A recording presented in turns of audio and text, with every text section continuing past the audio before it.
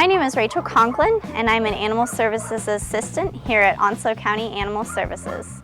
The shelter here provides a really important service to the county as far as we take in stray and unwanted animals, and we also do return to owner, where we try to locate the rightful owner of each and every animal, and if we're unable to do that, we will adopt all our healthy, happy animals out to the public.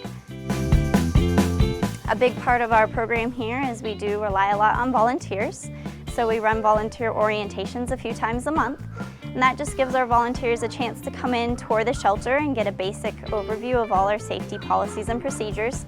And then from there, we have volunteers in the building 6 days a week. And some of our volunteers assist more with cleaning and basic animal care. And then we do have volunteers that come in on their lunch hour or their short-term commitments, and they just walk dogs, socialize animals, basically do anything they can to enhance the adoptability. We adopt out both dogs and cats, as well as some of our more exotic creatures that come in. Recently we've had a ferret, we've had some guinea pigs, a bunny, all kinds of animals come through here, and we're always happy to help them find a home. For our dogs, the adoption fee is generally $140 even, and that does include the 5-in-1 vaccine, the Bordetella vaccine, a 1-year rabies vaccine, and a heartworm test, and it also includes a voucher that's going to take $105 off the cost of getting your dog spayed or neutered when they're age appropriate.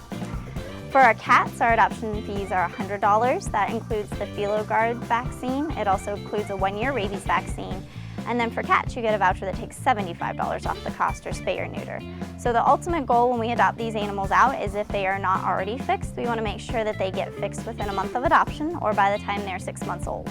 And ultimately what that does is help reduce our pet overpopulation problem, so we have fewer animals coming into the shelter as a whole.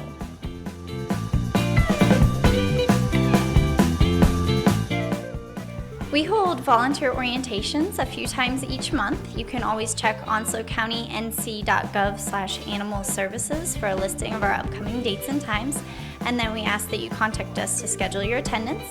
In volunteer orientation, we go over basic shelter rules and regulations, our safety policies and procedures, and then we take a tour of the facility and familiarize you with the shelter as a whole. When you're attending orientation, we walk you through the kennels as well as the cat room and give you a tour of the full facility, as well as explain our basic policies and procedures and safety regulations. So from that point out, you can volunteer at your leisure at the shelter. One of the best ways, if you're interested in volunteering, is there is a specific volunteer email address to express interest, and that is ocasvol@onslowcountync.gov. And that goes directly to the volunteer coordinator so that we're able to schedule a time for either just to speak and answer your general questions, or also, to schedule your orientation time and date.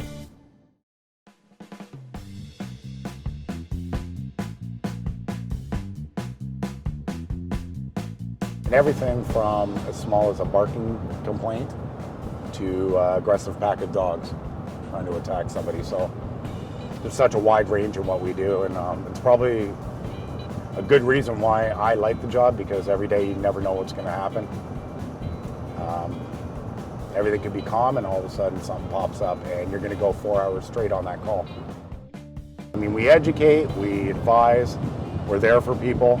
We deal with all walks of life, and a lot of the time doing a little bit of that PR work and working with the people and settling them down. Emotions are usually high, especially when it's an aggressive dog call, something that's happened with the neighbors, and we try to calm the situation, work with the people, and at best, hopefully, we can leave the situation where it's been better. Given the chance, we'll fix the situation while we're taking care of the case. Every animal that comes into the shelter receives a 5-in-1 shot. This shot helps prevent distemper, the parvovirus, hepatitis, and parainfluenza. This is one of the most important vaccinations these animals need. One way animal control helps return lost dogs and cats to their owners is to scan for a microchip inside of the animal's skin. This chip contains information that will help reunite lost pets with their families. And they can always, if they're interested in animals, make sure they're going on our official website, which is petharbor.com.